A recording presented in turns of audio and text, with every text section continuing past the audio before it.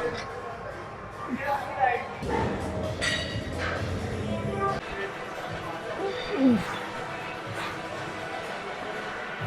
Everyone, welcome back to another video. तो today I am at club 72 and आपको आज मैं दिखाऊंगा अपना फंक्शनल वर्कआउट। इसमें हम लगाएंगे थोड़ी functional lift like Olympic lifts, clean jerks.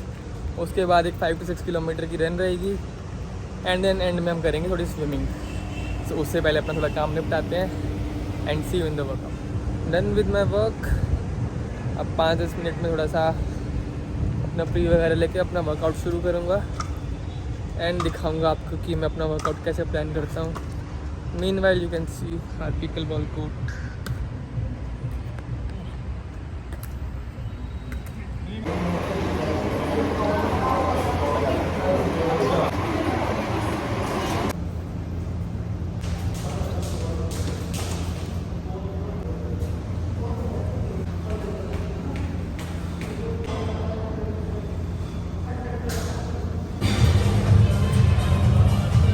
So this is gonna be my last warm up set 40 kgs।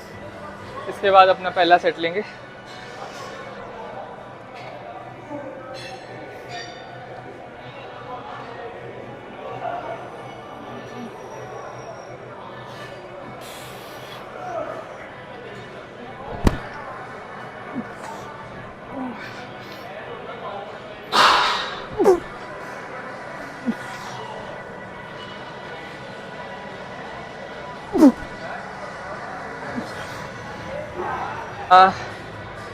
पाँच किलो और बढ़ा के will take our first walking set.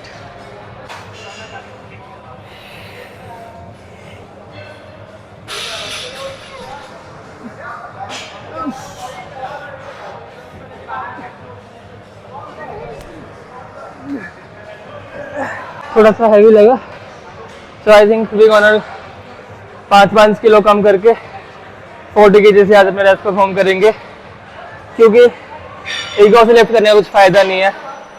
Technique ये जो मैटर करती है। सो 40 kg से अपनी टेक्निक को बेटर करेंगे and will do rest our sets with 40 kg।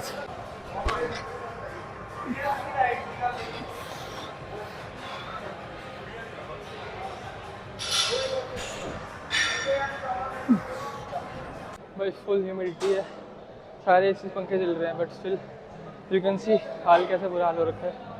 Always stay hydrated. ऐसे मौसम में इलेक्ट्रोलाइट्स ज़रूर लो, पानी पीते रहो। Done with the snatches. अब नेक्स्ट मूवमेंट रहेगी power cleans. Same principle, 4 sets, 5 to 6 reps।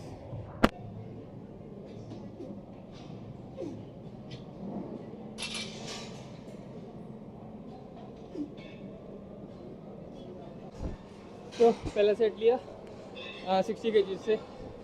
I think the weight is right. बाकी सेट भी इससे ट्राई करूँगा। Maybe last set 5 kg और ऐड करके 70 kg से लूँ।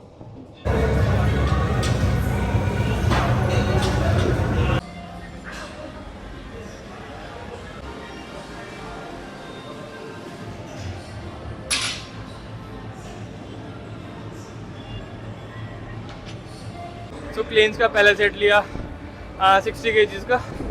Second and third set 70 kg। I think second set में आए 5 रेप, सेकंड में 4 रेप। ये सेट फिर से 70 का लेंगे and try to get 4 reps। Done with our cleans. Last set 4 reps आ गए 70 kg के।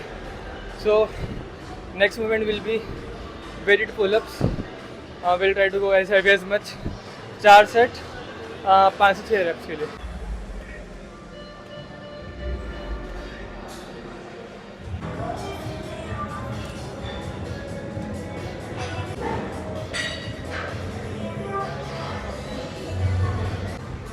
डन विद ये वेटेड पुल-अप्स। 3 सेट लगाए 4 से 5 reps के लिए। नाउ थोड़े लेट पुल डाउन लगाएंगे या कोई रोइंग मूवमेंट लगाएंगे, देखते हैं कौन सी मशीन फ्री है। देन उसके बाद थोड़ा कोर करके रनिंग का देखते हैं, क्योंकि ह्यूमिडिटी काफ़ी ज़्यादा है, काफ़ी ज़्यादा है। यू कैन सी पसीने से भर गया हूँ पूरा का पूरा। सो वर्कआउट खत्म करते हैं, देन विल सी कि रनिंग का क्या स्टेटस है else we'll directly go to swimming.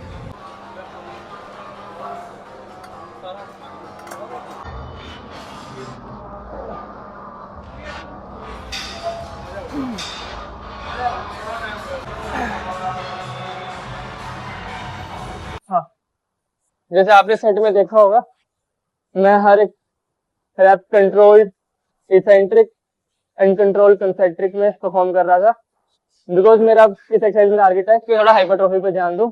जितनी भी पावर मूवमेंट्स थी, स्ट्रेंथ मूवमेंट्स थी, मैंने प्लेन्स में कर ली, स्नैचेस में कर ली, तो एक्सप्लोसिवनेस मेरी हो चुकी है।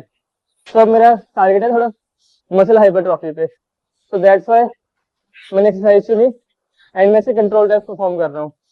तो आप जब भी कोई भी अपना वर्कआउट प्लान बनाते हो, आपको पता होना चाहिए कि आप क्या कर रहे हो। मेरा टारगेट है कि मुझे एथलेटिक बॉडी चाहिए, स्ट्रेंथ चाहिए, पावर चाहिए, but at the same time muscles चाहिए। सो मैं दोनों चीजों का ध्यान रख रहा हूँ। मैंने अपनी स्ट्रेंथ मूवमेंट्स पहले कर ली जब मैं बिल्कुल फ्रेश था, और थोड़ा मेरा मसल फटीक हो गया, so I am doing control reps, hypertrophy पे ध्यान दे रहा हूँ ताकि मेरी मसल ग्रोथ भी होती रहे। So always keep in mind आपका टारगेट क्या है। दूसरों के वर्कआउट से कॉपी मत करो, सबके गोल्स अलग अलग होते हैं, सबने वर्कआउट अपने हिसाब से बनाया होता है। जितने भी आप इंटरनेट पर देखते हो वर्कआउट वगैरह, वो काफी जेनरिक होते हैं। सो आपको उसमें अपनी बॉडी के हिसाब से ट्विक करना पड़ेगा कि मुझे एक्सरसाइज सूट कर रही है, एक्सरसाइज सूट नहीं कर रही है। आपका गोल रनिंग है, आपका गोल एंड्योरेंस का है, आप एंड्योरेंस वाली मूवमेंट उसमें ऐड कर सकते हो। आपका गोल स्ट्रेंथ का है, आप स्ट्रेंथ मूवमेंट्स ऐड कर दो, बट द की इज आपको पता होना चाहिए आप क्या कर रहे हो। So my next movement for the core will be toes to the bar.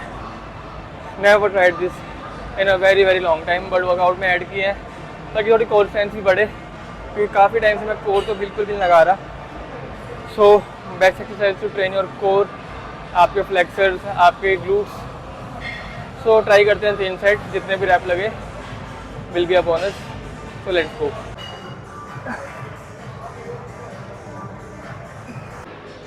One of the shittiest form जिसमें मैं रैप्स परफॉर्म कर सकता था, बट स्टिल 8 रैप आ गए हैं।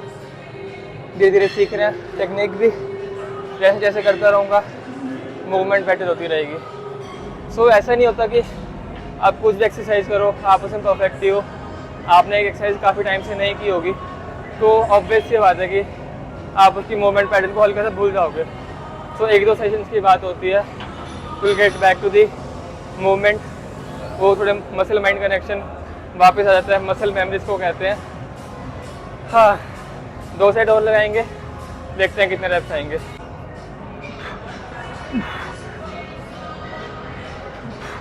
सो last moment for the day will be farmers walk, 27.5 kgs each, around 30 metre का track है ये। तो आना जाना कितना हो गया, 60 मीटर हो जाएगा।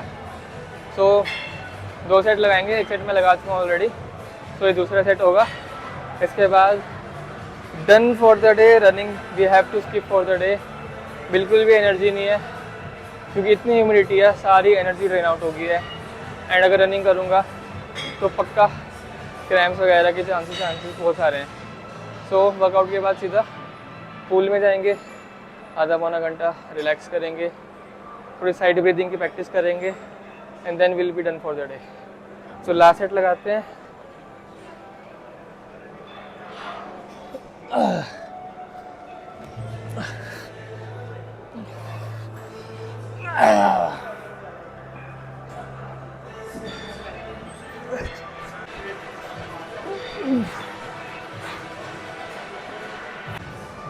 सो my workout is finally done.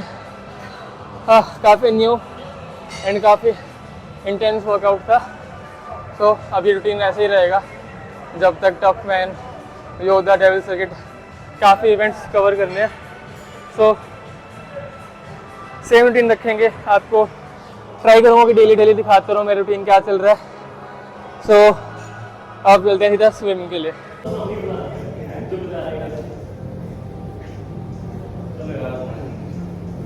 Done with my swimming. काफ़ी एग्जॉस्टिंग डे था, क्योंकि मौसम ने तो ऐसी की तैसी कर रखी है। तो post workout shake, 2 scoop whey protein and 1 scoop carbs. Carb इसलिए ताकि जो मेरे ग्लाइकोजन स्टोर्स डिप्लीट हुए हैं वो एनर्जी मेरे कार्ब सोर्स से ले, ना कि मेरे प्रोटीन से ले। सो ग्रेट टिप, जो भी वे प्रोटीन लेते हैं अपने वर्कआउट के बाद डायरेक्ट वे प्रोटीन मत लो, साथ के साथ कुछ सिंपल कार्ब लो, जैसे बनाना ले लो, ग्लूकोन डी ले लो, या अलग से कार्ब भी आते हैं वो ले सकते हो। एंड देन उसके बाद अपना वे प्रोटीन लो, ताकि जो आपके ग्लाइकोजन सोर्स है वो एनर्जी कार्ब से ले, और जो आपका प्रोटीन है वो आपकी मसल रिकवरी में ही। So that's it for the day. तो अभी शेक पी के घर निकलते हैं, and see you in the next video. I hope you like this video, vlog, whatever you say. Follow me, share this video, and do subscribe to my channel.